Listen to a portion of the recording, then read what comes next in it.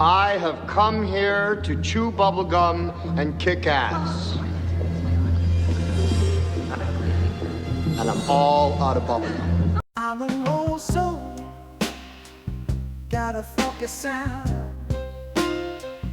Gonna sing a song, turn the world around. Good morning, everybody. Dr. Vasquez here, coming to you live in early May of 2025. So I've had a few ideas, excuse me, lately that will eventually become either developed conversations and or separate conversations, but I'm going to try to mash them all together right now just to get the ball rolling. Here at the last minute, I decided to call this a rant because it probably is a bit of a rant, and then eventually I'll make it somewhat either more developed or more constructive, but at least, like I said, at least this gets the ball rolling. So a couple of things have bothered me lately. I know that's a big surprise for all of you. So I could start on any one of these, but I'll start on the one that I saw this morning. So let's take a look at this new article, which was just published in one of the Cell journals. So Cell, CELL, is a group of journals, and they're pretty good journals. That has to be distinguished from another journal which calls itself Cells, CELLS, which is not one of the Cells journals. So anyway, you'll see that become obvious here in just a moment because I'm going to show you the article. This was just published. Actually, theoretically, it hasn't even been published yet. You can see the date on this is July 9th of 2025, and today is May 5th. So apparently this is going to be published 2 months from now.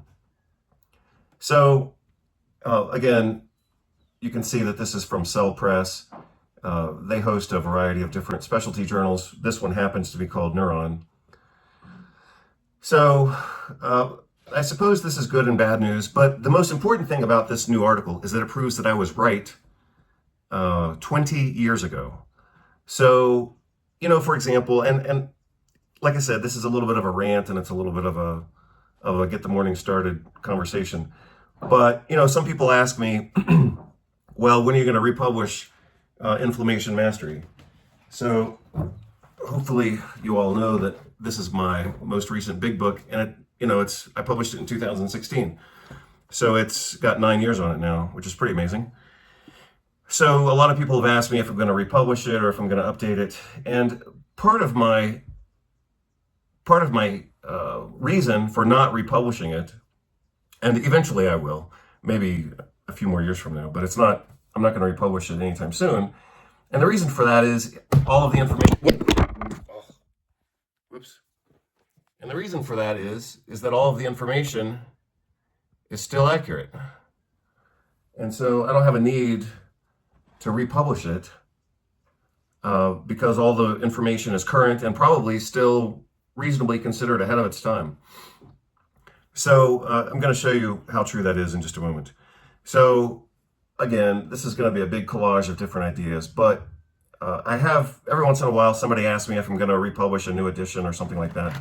This is the 4th edition of Inflammation Mastery, and no, I don't have any intention to republish this, which is another way of saying if you're interested in the material, you should buy the book, because all of the material is still current, accurate, clinically reasonable, and the updates I can publish in video format like this video, and so I don't need to go through the hassle of reformatting and repaginating and doing all that stuff to publish a new book when we can use the book as the foundation, and then I can update with videos. So, and this is a classic example. So that's why I'm doing this video, because like I said, I had a couple of ideas that were kind of floating around, and this article gives me reason to kind of advance a few ideas and put them together. Again, you can see the title of this is The Gut Microbiota Promotes Pain in Fibromyalgia. This is going to be published July 9th, 2025. And I'm sure they're going to talk about how great and smart they are, and somebody's probably going to win awards for doing this. And look at the title. I mean, the title basically tells you everything. The gut microbiota promotes pain in fibromyalgia. Well, guess what? I told you that 20 years ago. Here's a monograph that I published. Well, it was actually, I wrote it, but it was published by the Institute for Functional Medicine. This was published in 2008, which means I wrote it in 2007, which means I already knew it, a couple years ahead of that before I put it all together for a book. You'll see that in my section on fibromyalgia, I discussed the entire disease being caused by the gut microbiota. So again, I had this figured out 20 years ago, and now they're just now publishing it in a big journal. Obviously, I developed my model for fibromyalgia based on clinical experience, personal experience. Actually, it was probably mostly personal experience, because I had this problem starting in, I believe it was May of 1995 is when my personal experience with this problem started. And that's why I was so ahead of the game. And so here, what they're publishing, thinking that they've, figured this thing out, I already figured this thing out 20 years ago. Actually, probably before that. So, for example, on page 102, I state, what is the evidence linking fibromyalgia with small intestine bacterial overgrowth, which is a form of dysbiosis? And then I go through 1, 2, 3, 4, 5, 6, 7, 8, 9, 10 different points of evidence on why the gut microbiota promotes pain and fibromyalgia. And like I said, it was based on research, of course, and clinical experience, but I think most of my insights on fibromyalgia came from my own experience, because I got sick in 1995. I remember the day. It was a Wednesday. I don't remember the exact date, but I think it was actually May, which could have been exactly 30 years ago, for that matter.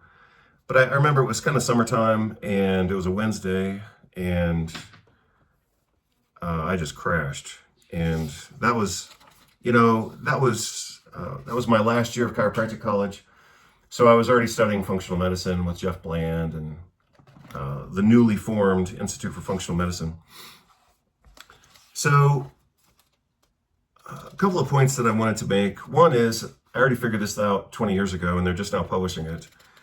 That's part of the reason why I'm not running to update this textbook, because it's still current. It's still ahead of the time. I mean, if this hasn't even been, this is going to be published 2 months from now, and I already said it 20 years ago. So, like I said, I don't have some big pressing need to update, quote unquote, update my information when it's already 20 years ahead of the time. And you can see, in fact, in the chapter 5, page 922, you can see I've already drawn this out, how gut dysbiosis, that's a picture of a human with a gut. Gut dysbiosis causes poisoning of the mitochondria and causes central sensitization, which is a primary characteristic and cause of the central sensitization and pain amplification of fibromyalgia. So I was right, and I'm still right. And apparently, they haven't even published this officially yet.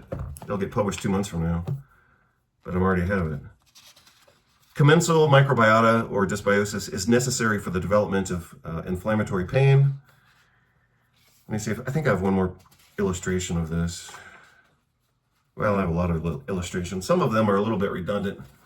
You can see here, we've got fibromyalgia. So here's our patient again with gut dysbiosis. And the gut dysbiosis causes neuroinflammation, which causes pain sensitization, which leads to fibromyalgia, especially when combined with the mitochondrial impairment. And they're going to quote unquote figure this out, in another 15 years. So at which point I will have been 35 years ahead of them. It's a whole lifetime. So, I haven't read the entirety of this article. I did look at it. So I'm sure at some point they say, oh, well, we need more research to understand the mechanisms. And so, that's part of my rant right now, is that's part of the medical model, is to do nothing very slowly, and then ask for more time and more funding, mostly funding. So a quote-unquote successful researcher I don't even know what defines a successful researcher, but they have to come up, that they have to find something worth publishing, obviously. But in order to keep their jobs, they have to keep publishing and keep doing research. So a lot of times what they do, and I don't know if this is a really good example, but this is the trend in research. The trend in research is to basically publish half-ass and incomplete research in order to justify the next round of funding.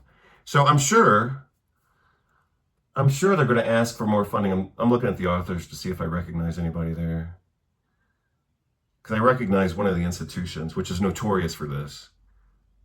They publish junk, and then they ask for more funding, but they never really advance the paradigm, or they do so so slowly. So look, here's another illustration.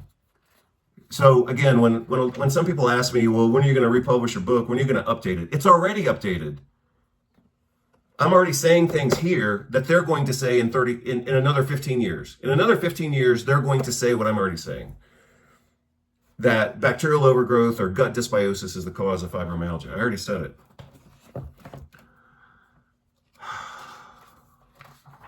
So I'll tell you about a song very quickly. I'll tell you about a song that I like. Put your boy in any room, I swear to God, he's still the man. Now, homie, I am Obama. You the man among some bitches, bunch of lying Joannas. Flag. Run it back, homie, talking shit, pipe down. I don't care about the story, I'm the shit right now. You can tell me that I'm brash, but it's hardly a fight. I've been trying to tell you hoes, I ain't cocky, I'm right. I ain't cocky, I'm right. I ain't cocky, I'm right. Here's another diagram.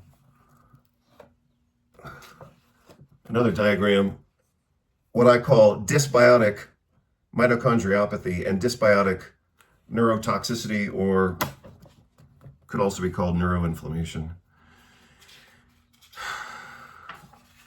I do have one more big diagram in here toward the end of the chapter that I'm trying to get to. At least that's what I remember. So again, this is kind of a rant connecting a lot of different ideas. One of which is, I think this is it. Maybe this is it. Well, this is a diagram of the mitochondrial electron transport chain. You can see here the Krebs cycle, also within the mitochondria. And then this is how gut dysbiosis causes mitochondrial impairment and neuroinflammation. I think I have one more diagram. That's what I'm looking for. So here's a diagram of NMDA receptors. That's obviously very important. Okay, so that brings us to the end of that chapter. So anyway, like I said, I've been saying this for 20 years. They're just now saying it, and they're probably going to say they need more research to figure it out. So, number one, I was right, way ahead of them. And based on mostly my own suffering. I had to figure this out because I remember by one point in time, I had seen 17 different doctors in 3 different states trying to get myself better, and no one could figure it out. And so, that was kind of a watershed moment, or whatever it's called. That was a moment for me because, I was 24 years old at that time. And I realized if anybody's going to figure this thing out, it's got to be me, because I had seen 17 different doctors in academic centers and talking with people at within the functional medicine community at that time. No one could figure this out. So I figured I gotta save my own life here. I got to be the one to figure this out. So look at what they say here. We conclude that altered gut microbiota has a role in fibromyalgia pain, highlighting it as a promising target for therapeutic interventions. Well, promising target, my ass, no pun intended, but I already figured this out years ago, decades ago, literally. So, they did whatever they did. They didn't even do anything new. Well, they did fecal transplant here. That was the only thing new that they did. And they did an animal study, and they used some antibiotics. I don't know if they actually state which. I've been talking about that for 20 years. I don't know. I'm assuming they didn't cite my work. I'm assuming they didn't even read or didn't even know about it. Or they did know about it and they didn't cite it so they could make themselves look like the experts. Whatever. So, antibiotic treatment had some effect. I could have told you that 20 years ago. So, like I said, what they did here is they gave the patients, they gave them antibiotics. Great. We've been using rifaximin for this for 20 years. And I just posted a couple of days ago my fibromyalgia video. So you can see that on the website at, well, I've got two blogs. I've got healthythinking.substack.com, and that's where I just basically talk about everything from architecture to art to infrastructure to music, and also, of course, science and stuff. And then I have another page which is called inflammationmastery.substack.com, and I try to keep it more clinical there. I don't talk about art and music, but it's obviously an extension of the book, so I don't have to update it. Because it's already ahead of its time, so to speak, if I may say so. Following depletion of the microbes using antibiotics, I just want to see what antibiotic they used. That's the only thing that has any interest here. I'm assuming they used rifaximin. Or maybe they state that it's in their supplementary materials and you have to look it up in another document. That would be really boring. I hate when articles do that. The article should be complete as it is. It's not like they're running out of space. Everything's digital now. And all you have to do is just mention the name of the antibiotic. I'll do an electronic search here if I don't see it. Actually, it's probably in the methods. So let's go to the methods. So here's the discussion. So they took the gut microbiota out of these people with fibromyalgia. They compared it with healthy people without fibromyalgia. And then they did cross-sampling, so to speak, with animals and humans and antibiotics and fecal transplant. You can see that described here. And great. I mean, they just confirmed what we already knew. And they did a good job of confirming it. I'm not saying this is bad research. I'm just saying, come on. I've published this many times already. So it's not like it's brand new. Anyway, let's see what they say. We have to go to the methods part to see what antibiotics they used. Like I said, this is just my first pass through the article. So if we don't see it right now, so here's the human trial right here. Institutional Review Board, great. Participants, ethics, fecal donors, methods. So now we have to go to methods again. Let's see.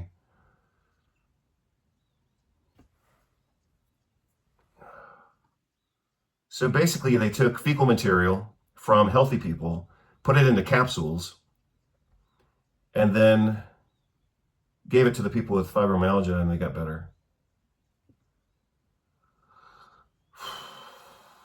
So again, this is only one. Oh, here it is. Antibiotic treatment was applied as previously described. Well, thanks for telling us nothing. With mice, they used ampicillin, gentamicin, metronidazole, neomycin, vancomycin, and saccharin just to make it taste good.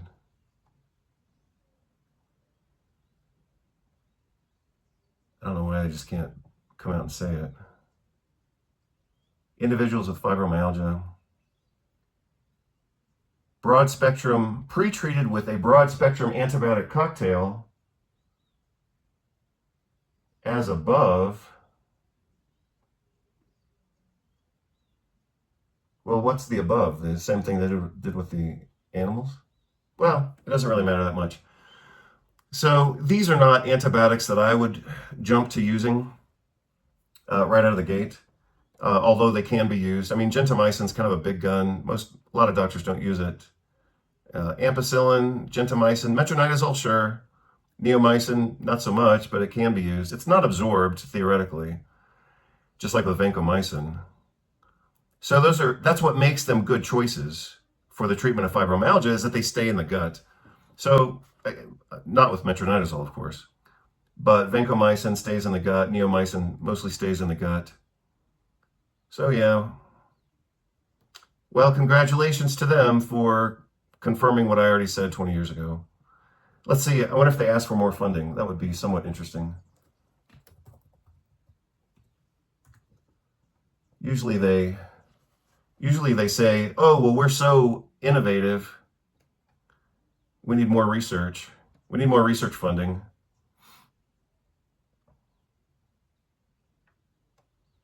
Yeah. Our study, which establishes the functional significance of the gut microbiota in functional medicine, FM, and fibromyalgia, should facilitate the evaluation of therapeutic approaches for this prevalent chronic pain syndrome. Oh, yeah, here's where they say it. I told you. See, this is part of the racket of medicine and research, is they do half the job, and then they say, well, we need more money.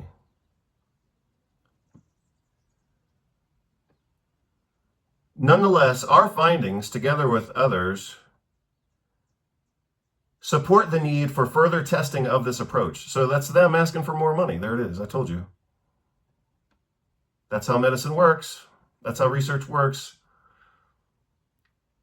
They do a half-assed job. They find something, they publish it, and then they say, we need more money. I guarantee this is going to drag on for another 15 years. And I've already got the protocol written. So anyway, that's how my day got started, was looking at this. The other thing, let's go back to a few things that I've got written down. So here's my rant for the day. My fibromyalgia pain protocols versus medicine's inherent corruption. So part of the inherent corruption of medicine is doing half-assed research and never putting the whole picture together.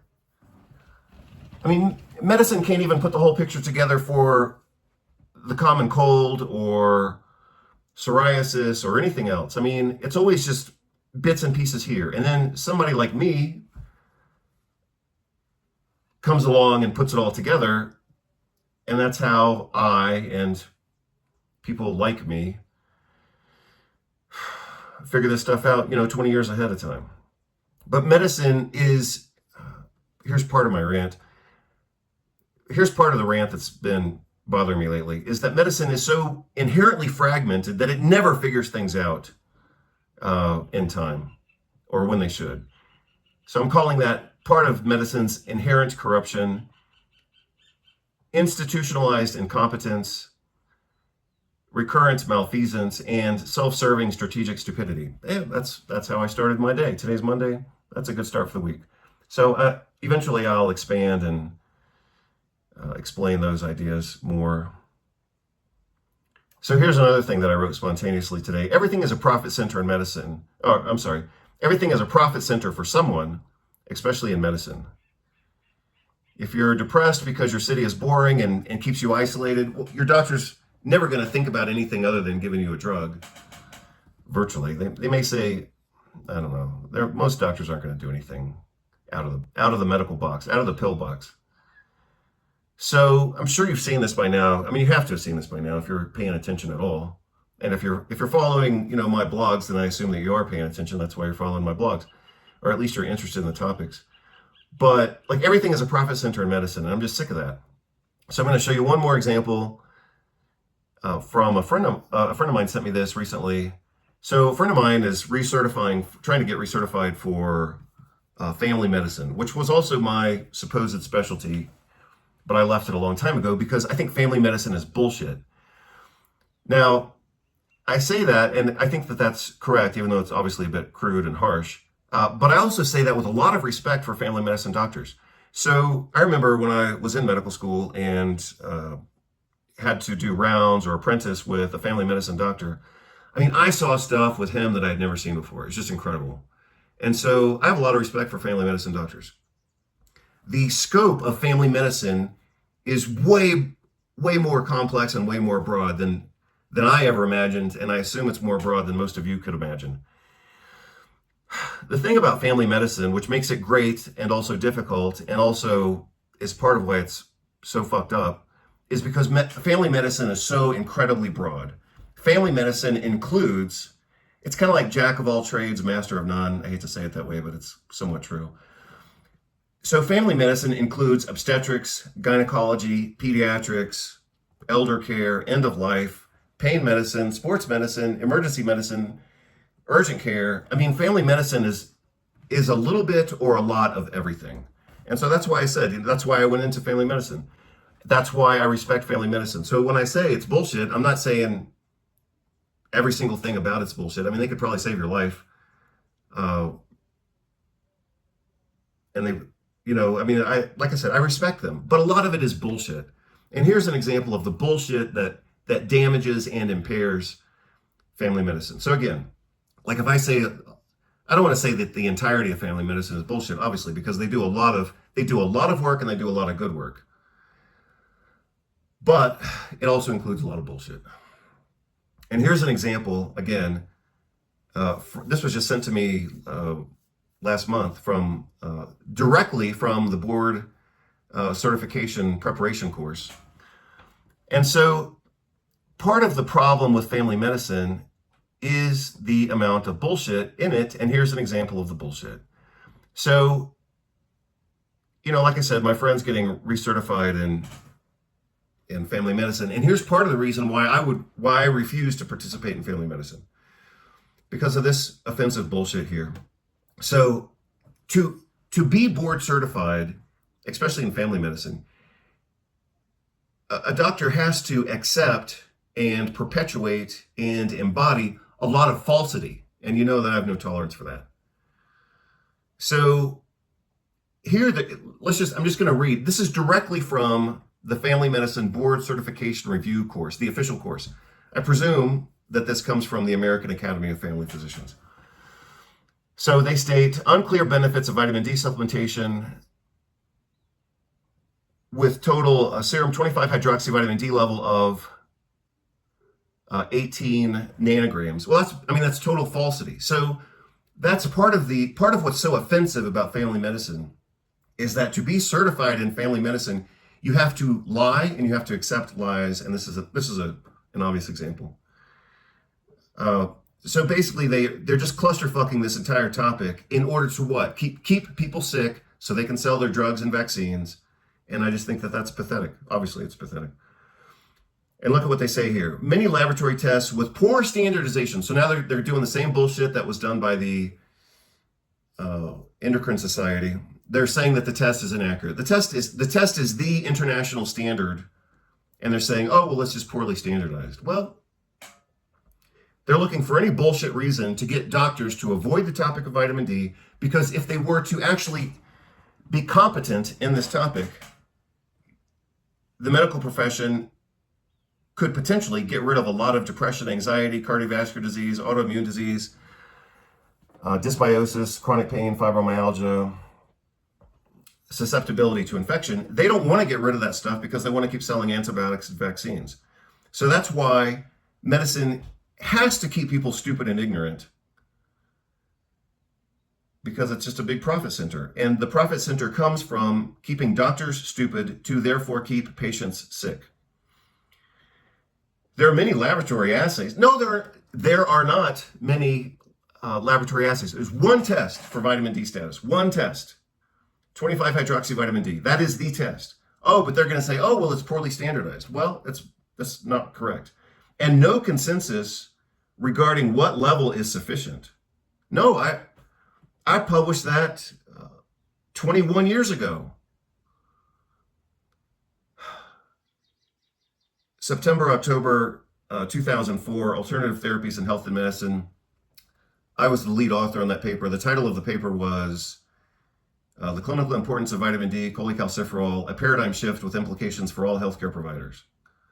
So here they're saying the test doesn't work, and even if you run the test, we have no consensus regarding the optimal vitamin D level. That's lies, all that's falsity. In community-dwelling, non-pregnant individuals, see, they have to use that sophisticated bullshit language too. They're trying to make it sound. This is what I call pseudo-sophistication. So if they use a bunch of words that gives the impression that they're being specific and clear and precise, then that kind of gives the impression that they know what they're talking about. All of this is just bullshit. In community dwelling, non-pregnant individuals without risk factors, there is insufficient evidence to support that supplementation decreases all-cause mortality. That's another lie. So if you look at the work of Bill Grant, William B. Grant to be precise, we published an article together in 2004 in JAMA, Journal of the American Medical Association. All-cause mortality, cardiovascular disease, or fractures. Bill Grant's work has already completely destroyed what's being stated here. A 125 dihydroxyvitamin D level would be used to test for rickets and osteomalacia. That's total bullshit. I mean, this is why I have a love and hate relationship with family medicine. I love it because it's very broad and hands off, and congratulations to those people because they've worked really hard to get their board certification. But they also have to accept a level of stupidity and falsity in order to get and maintain that board certification, and this is a great example of it. This is total. I mean, everything they state here is wrong. 125 dihydroxyvitamin D level is not used to test for rickets or osteomalacia. Those are both clinical diagnoses. Those are both clinical diagnoses supported with a 25 hydroxyvitamin D level, not a 125 dihydroxy. I mean, they don't even know basic laboratory medicine, which I happen to have taught. I mean, this is all just fraud. So, in order to get and maintain board certification in family medicine, you have to eat dookie. you have to eat and regurgitate lies, and that's why I couldn't stand it. So anyway, that's my rant for the day. I'll embellish and develop some of these concepts in other videos, but I'm just sick of this. I'm sick of medicine being so stupid. So the title of this is My Fibromyalgia Pain Protocol, now that I've had for 20 years, which is why I'm not going to update it, because it's already ahead of the game. And versus medicine's inherent corruption. I've touched on that topic today. Institutionalized incompetence. I've touched on that several times. Recurrent malfeasance. Yeah, so part of medicine is inherently misanthropic. It's inherently anti-human because at the end of the day, at the end of the question, at the end of the exam, at the end of the visit, they want to sell drugs. And so whatever reality is, it's going to get distilled and filtered into whatever helps them sell drugs, antibiotics, vaccines, surgery, radiation, chemotherapy. That's going to be the answer. That's going to be the answer that they give. That doesn't mean it's going to be the correct answer to the problem. It just means they're going to funnel and filter reality into whatever helps them sell drugs. And that's everything. Antibiotics, vaccines, chemotherapy. And I'm just sick of it. And like I've said before in other blogs and other diagrams and other books, that short book that I published, actually it was exactly a year ago. It was May of last year. I published that book on administrative anarchy in American academia. And for that publication, short publication, I updated my diagram on self-serving strategic stupidity. So I'll include that in this video blog so you can take a look at it. Anyway, that's kind of my rant for today. I'll probably get into a better mood as soon as I have breakfast. It's almost noon and I haven't eaten yet. So sometimes I get a little bit more cheerful after I have some calories, but I haven't had any calories today. So, and also I have to fire one of my attorneys today. So he's obviously not like a full-time employee of mine, but I'm still firing him from his job because he sucks and he keeps charging me for his bad work. And now I'm done with it. I'm sick of it. We've been working on a project together supposedly for 2 or 3 years now. I have to go back and check the exact date. But he keeps fucking up this job and charging me for renewals and reapplications and all this kind of stuff. And I'm like, dude, you're wearing me out. Like I've already paid for this 5 times and we still don't have the job done. And he's trying to charge me again. So today I'm reframing this. Today I have the pleasure of firing him and finding a new attorney. I'm trying to make that sound like something good because I don't want to do it. But anyway, that's what I get to do this afternoon. But first, breakfast. Hope you're all doing well. Take care, and bye. I'm an old soul, got a funky sound. Gonna sing a song, turn the world around. I whoop that ass, you know I got the moves. Spank that ass, I'm gonna make you move. I ain't no player, I'm just here to shake. No time for heartbreak. I'm the one who brings the rhythm to the night. I keep you dead.